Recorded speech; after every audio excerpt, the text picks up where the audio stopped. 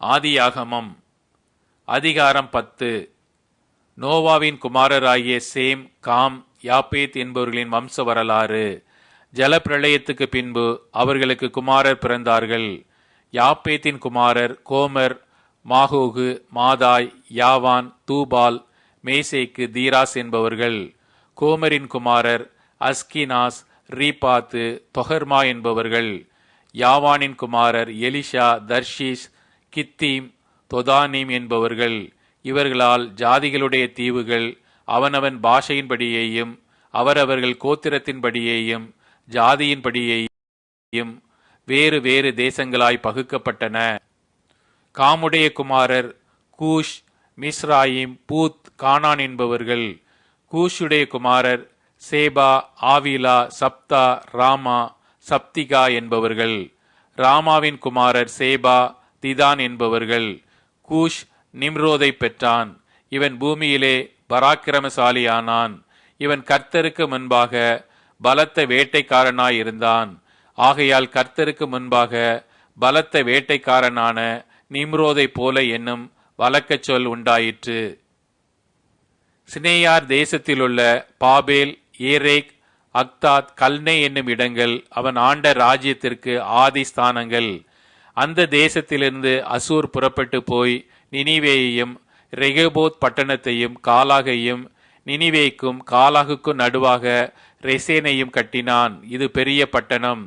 மிஸ்ராயும், லூதீமையும், அனாமீமையும், லெகாபீமையும், நப்துக்கீமையும், பத்ருசீமையும், பெலிஸ்தரின் சந்ததிக்கு தலைவனாகிய கஸ்லூக்கீமையும் கப்தோரீமையும் பெற்றான்.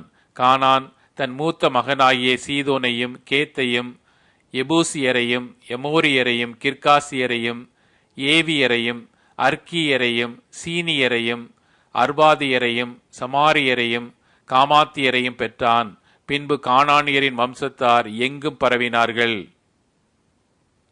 கானானியரின் எல்லை சீதோன் முதல் கேரார் வழியாய் காசா மட்டுக்கும், அது முதல் சோதோம், கொமாரா, அத்மா, சேபோயிம் வழியாய் லாசா மட்டும் இருந்தது.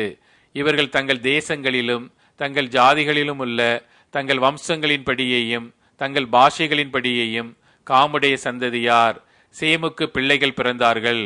அவன் ஏபோருடைய சந்ததியார் எல்லாருக்கும் தகப்பனும் மூத்தவனாகிய யாபேத்துக்கு தம்பியுமாயிருந்தான். சேமுடைய குமாரர் ஏலாம், அசூர், அர்பக்சாத், லூத், ஆராம் என்பவர்கள். ஆராமுடைய குமாரர் ஊத்ஸ், கூல், கெத்தர், மாஸ் என்பவர்கள். அர்பக்சாத் சாலாவை பெற்றான். சாலா ஏபேரை பெற்றான். ஏபேருக்கு 2 குமாரர் பிறந்தார்கள். ஒருவனுக்கு பேலகு என்று பேர், ஏனெனில் அவனுடைய நாட்களில் பூமி பகுக்கப்பட்டது. அவனுடைய சகோதரன் பேர் யொக்தான். யொக்தான் அல்மோதாதையும், சாலேப்பையும், அசர்மாவேத்தையும், ஏராகையும், அதோராமையும், ஊசாலாயும், திக்லாவையும், ஓபாலையும், அபிமாவேலையும், சேபாவையும், ஒப்பீரையும், ஆவிலாவையும், யோபாபையும் பெற்றான். இவர்கள் அனைவரும் யொக்தானுடைய குமாரர். இவர்களுடைய குடியிருப்பு மேசா துவைக்கி கிழக்கேயுள்ள மலையாகிய செப்பாருக்கு போகிற வழி மட்டும் இருந்தது. இவர்களே தங்கள் தேசங்களிலும் தங்கள் ஜாதிகளிலும் உள்ள தங்கள் வம்சங்களின்படியேயும் தங்கள் பாஷைகளின்படியேயும் சேமுடைய சந்ததியார். தங்கள் ஜாதிகளிலுள்ள தங்களுடைய சந்ததிகளின்படியே நோவாவுடைய குமாரரின் வம்சங்கள் இவைகளே. ஜலப்பிரளயத்துக்கு பின்பு இவர்களால் பூமியிலே ஜாதிகள் பிரிந்தன.